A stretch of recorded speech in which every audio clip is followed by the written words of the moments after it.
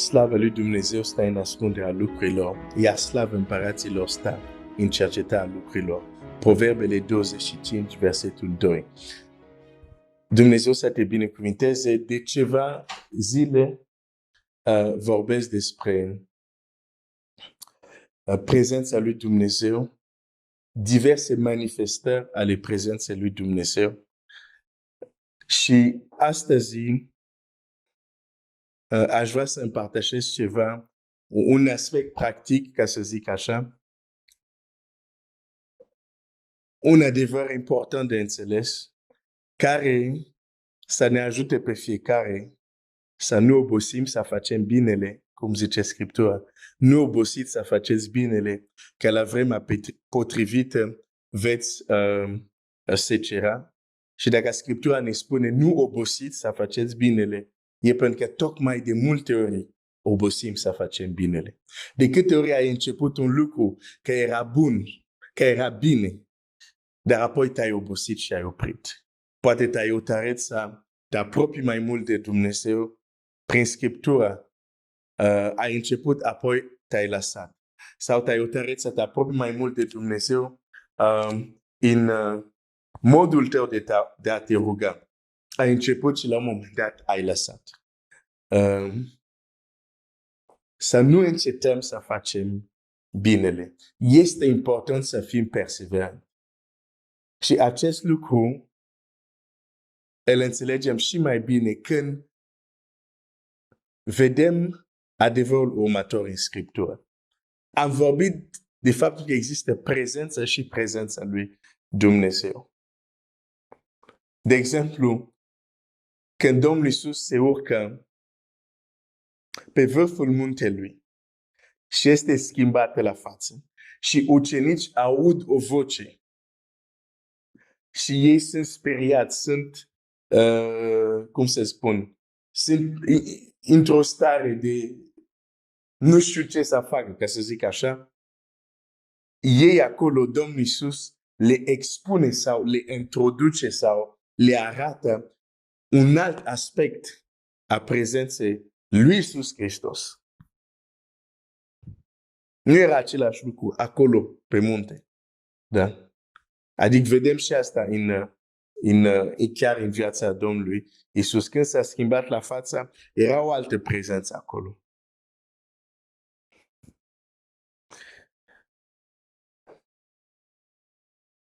De ce să nu obosești să faci bine? Și chiar când obosești, să faci efortul să continui să faci ceea ce știi că Dumnezeu te-a încredințat să faci și dacă nu știi, întreabă-L, dar fiecare dintre noi avem ceva de făcut pentru împărăția lui Dumnezeu. În cartea Genezei, vedem pe Noa care primește sarcină de a... O să dau câteva exemple acum anumitor întâmplări din Scriptură și să ajungem la o concluzie. Noa este dat să construiască arcă. Uneori eu ziceam barcă, dar barcă e altceva. Arcă. L'arche. Și nu era un lucru simplu. Pentru că Dumnezeu îi arată planul, îi dă planul cum trebuie să arate, ce trebuie să construiască El. Dar Noa nu avea bricodepo, store. Nu avea le roi Merlin. Nu avea Dedeman. Nu avea nu știu care magazin care te ajută să construiești. Nu. Avea planul lui Dumnezeu și pădure care se uita la el. Și s-au dus, au tăiat lemne. Mi-amintesc când eram mic, cam orice lucru din casă făceam, adică era ok. Spală vase, matura acolo, dar era un lucru care nu-mi plăcea să fac. Să tai lemn. Nu-mi place. Pentru că avem impresia că lemnul e solid și dacă nu mă descurc bine cu topor, în loc să sară lemnul, poate îmi sară mie un deget. Deci nu-mi place asta, să tai lemn. Dar Noa și fiul lui ar trebui să taie mult lemn. Ce vreau să spun prin asta? Au muncit. A fost un efort. Însă, în Geneza 7:6 citim așa. De fapt, la început Geneza 7, versetul 1, Dumnezeu zice, intră. Și la versetul 7 ajungem, Biblia zice așa, cele care au intrat erau câte o parte bărbăteasă și câte o parte femeiască, din orice faptură, după cum poruncise Dumnezeu lui Noe. Apoi Domnul a închis ușa după el. Foarte interesant. Noe a construit, dar cel care a închis ușa este Dumnezeu. Și ca Dumnezeu să vină să închidă o ușă, trebuia să fie o prezență specială a lui Dumnezeu acolo. Că El însuși să vină să închidă ușa. Hai să mă duc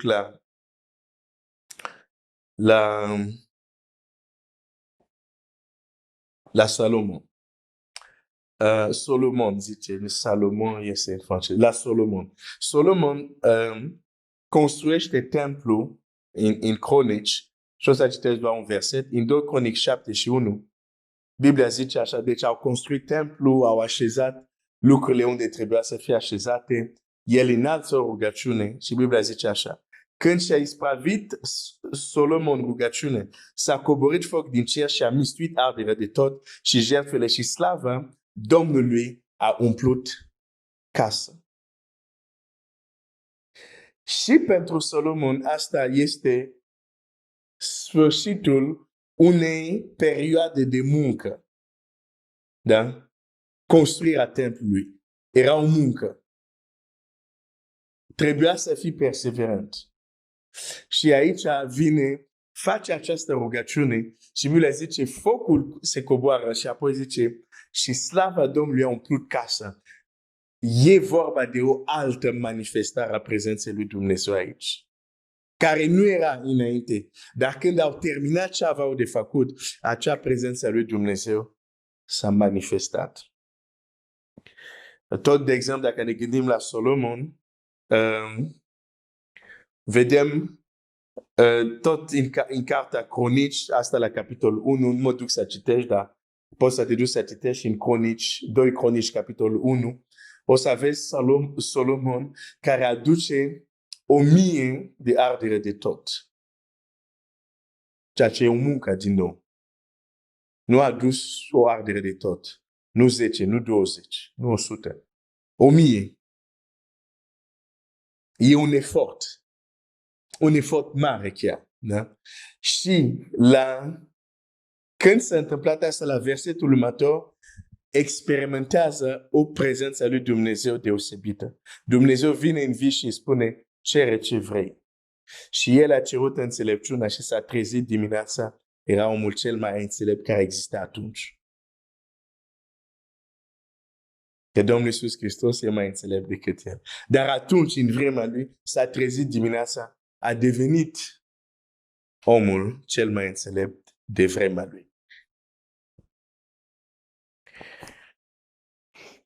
Ne putem gândi la poporul, acum nu o să mă duc să citești textele, dar aș vrea să-ți arăt ceva cu tot ce spun acum. Vedem, de exemplu, poporul lui Israel care ajunge la Ierihon și sunt zidurile care ei n-au cum să treacă de zidurile respective. Și ei, Dumnezeu le spune, faceți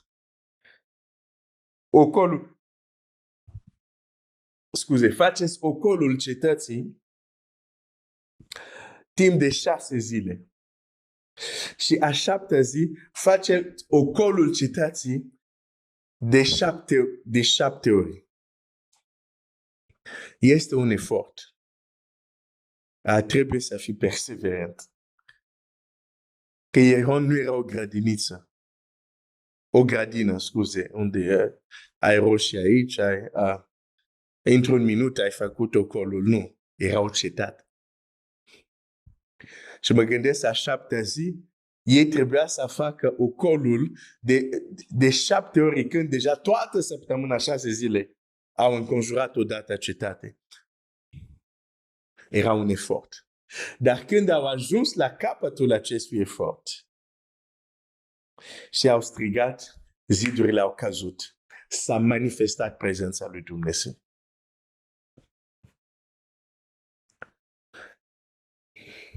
De exemplu, dacă mă gândesc la Elie, vreau să-ți arăt ceva care o să vezi peste tot în Biblie. De exemplu, dacă mă gândesc la Elie, el, când fuge de amenințările lui Izabela, ajunge în pustie când, după un efort extraordinar de a lupta cu proroci false, de a se ruga, deci are o perioadă unde face o muncă enormă pentru Domnul și ajunge și se prăbușește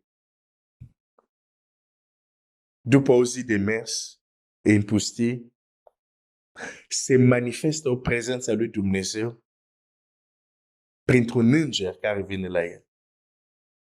Mai târziu, el merge 40 de zile și 40 de nopți, din nou, un efort imens. Dar la capătul acestui efort, întâlnește o manifestare a lui. De fapt, va întâlni două manifestări ale prezenței lui Dumnezeu. Prima, te duci să citești, o să vezi, prima este în peșteră. Da? Când intră în peșteră, Dumnezeu vine, vorbește cu el. Și a doua manifestare a prezenței lui Dumnezeu o experimentează în afara peșterii. Dar toate astea se întâmplă după ce el a făcut un efort. Ok. Ca să mă întreb spre încheiere, ce vreau să spun cu toate astea? Există anumite manifestări ale prezenței lui Dumnezeu care sunt un rezultat sau, dacă vrei, sunt o recompensă, sunt o răsplată la faptul că ai depus o muncă și un efort pentru Dumnezeu.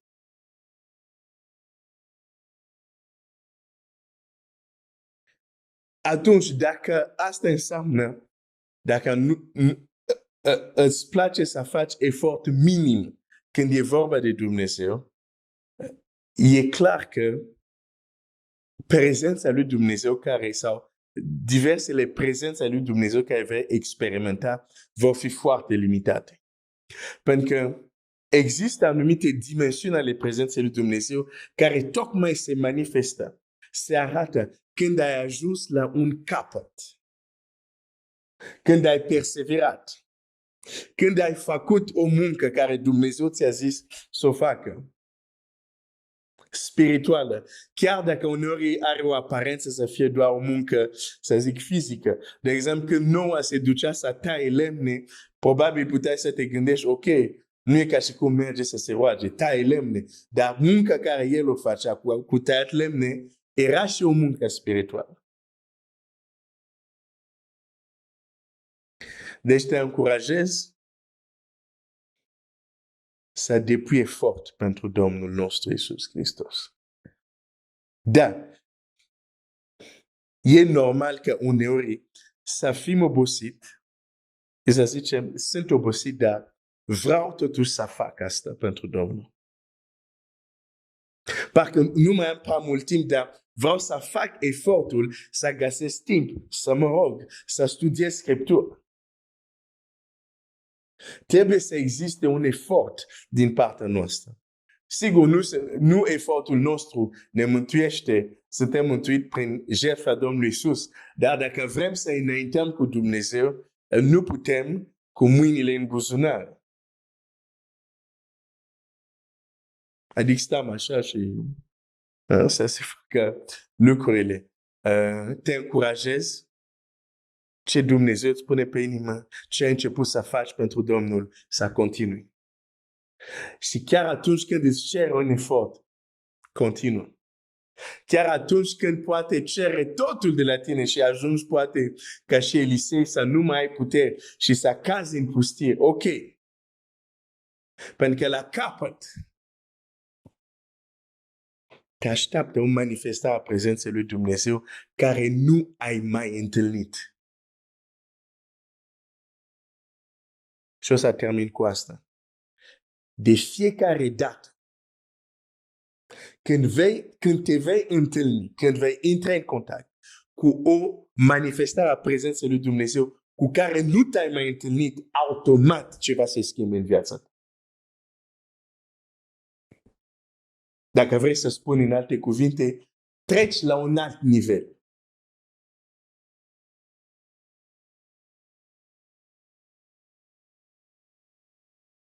O să mă opresc aici, dar cred că va trebui să revin cu întâmplarea cu Ilie în peșteră.